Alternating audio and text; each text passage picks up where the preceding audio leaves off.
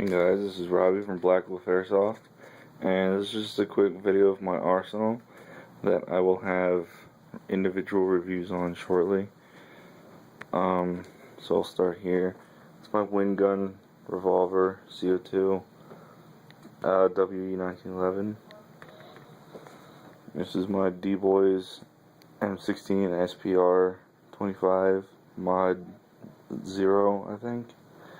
And these are new. I just got these KWA mid caps. This is my TSD R700. That's my beta project intervention. And that is my Well L96. Yes, I know it's hard to see, but I'm sorry. And this is my, I'm pretty sure it's A&K M249 with a box mag. And that's my gear up there.